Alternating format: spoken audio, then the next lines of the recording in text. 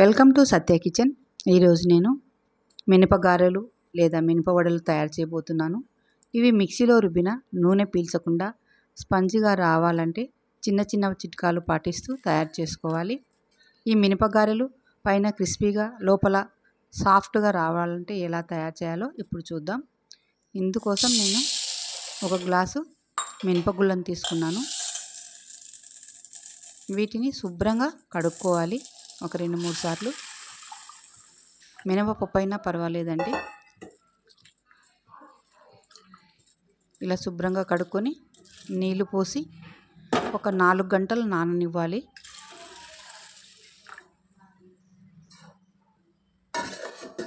చూద్దామండి, మినపగుళ్ళు నానిపోయినాయి చూడండి.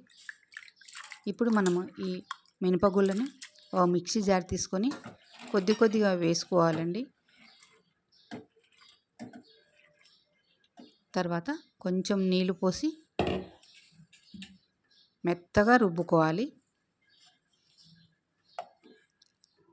చూడండి, పిండి ఈ విధంగా ఉండాలి.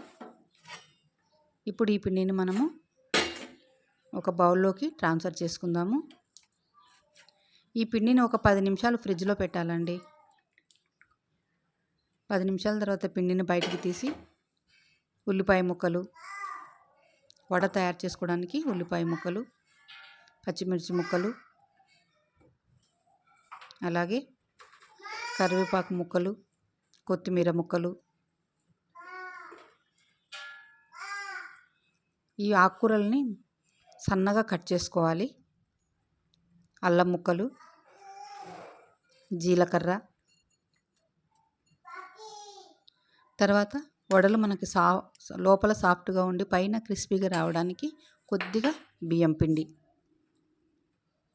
తర్వాత రుచికి సరిపడా ఉప్పు మీ రుచికి తగ్గట్టు వేసుకోండి. ఇవన్నీ కూడా బాగా కలుపుకోవాలి.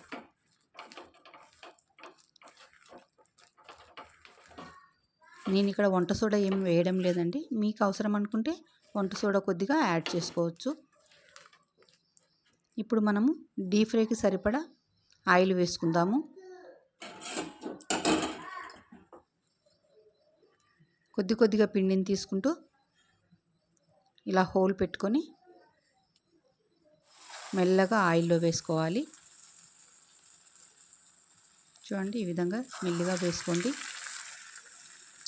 ఇవి టిఫిన్కే కాదండి, మనము దేవునికి ప్రసాదంగా కూడా పెట్టవచ్చు. ఈ మినపవడల్ని తిప్పుతూ మెల్లగా కాల్చుకోవాలి. ఏమాత్రం ఆయిల్ పీల్చవండి మనం ఈ విధంగా చేసుకుంటే.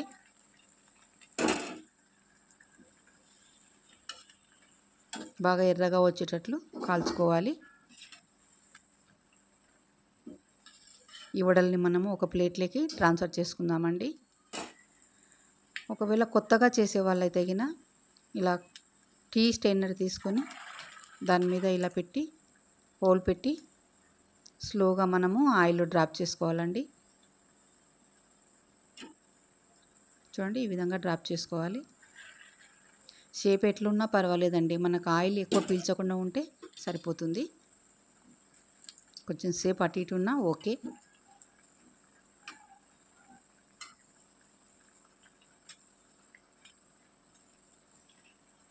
స్లోగా తిప్పుతూ కాల్చుకోవాలి. ఇవి వేసిన వెంటనే కదపకండి, కొద్దిసేపు ఉంచి తర్వాత కదిపితే ఈజీగా వచ్చేస్తాయి. ఎర్రగా కాలిన తర్వాత ఒక ప్లేట్లోకి ట్రాన్స్ఫర్ చేసుకుందాము. వడ రెడీ అయిపోయిందండి. మీకు నచ్చిన చట్నీతో సర్వ్ చేసుకోవచ్చు. మీకు ఈ రెసిపీ నచ్చినట్లయితే లైక్ చేయండి, షేర్ చేయండి, సబ్స్క్రైబ్ చేసుకోండి. Please subscribe. Thank you for watching.